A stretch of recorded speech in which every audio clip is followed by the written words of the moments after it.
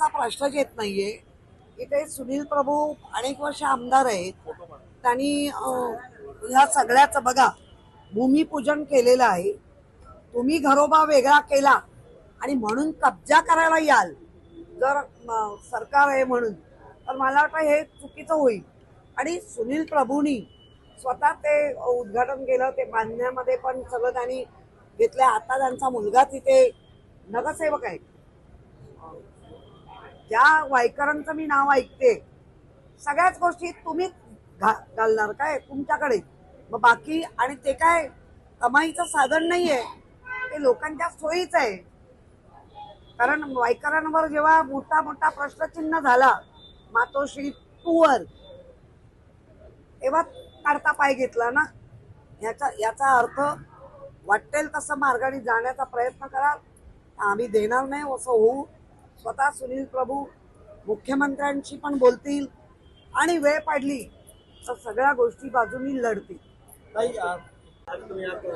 पाहणी केलेली आहे प्रत्येक कर्मचाऱ्यांची. इथे माझ्याबरोबर अंकित प्रभू नगरसेवक आहेत, आरोग्य सदस्य अबोली खाडे आहेत, आमच्या भाटिया मॅडम आहेत, लक्ष्मी भाटे आहेत, लोणार रावत आहे. अशा सगळ्या आम्ही मिळून सरप्राईज व्हिजिट होती गेल्या 2022च्या आधी. आणि आपण ट्रॉमा सेंटर जे हॉस्पिटल आहे केअर सेंटर, जे बाळासाहेबांच्या नावाने इथे आपण चालू केलं, त्यावेळेला मला वाटतं मी पण त्या उद्घाटनाला होते.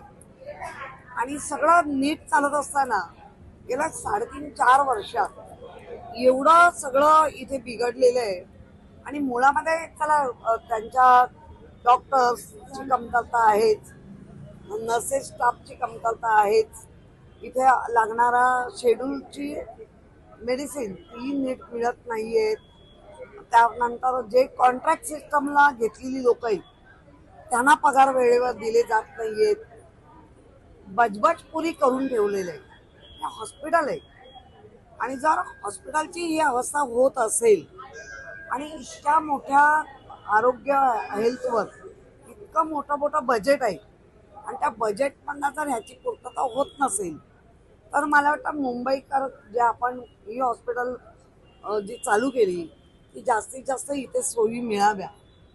जास्तीत जास्त इथे लोकांना KM नायर सायनला यावं लागू नये, कुपर वगैरे. त्यामुळे हे केलेलं आहे. इथे गायनॅकचं डिपार्टमेंट अगदी चांगलं चाललंय, सगळं अगदी वेळेवर होत आहे. ऑर्थोपेडिकचं एक डिपार्टमेंट चांगलं आहे, पण बाकी सगळ्याचा बोंब आहे. तुमच्या OPD तिथे 1200-1300 लोकांची गर्दी असते. इमर्जन्सी जर ॲडमिट करायचं म्हटलं तर 12 फक्त बेड आहेत.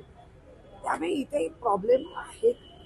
त्या प्रॉब्लेमला आता हे नगरसेवक सगळेच त्याच्यावर आवाज उठवतील. कारण मुंबईचा हेल्थ इतका बिघडलेला असेल तर मुंबईकरांनी काय करावं हा प्रश्न.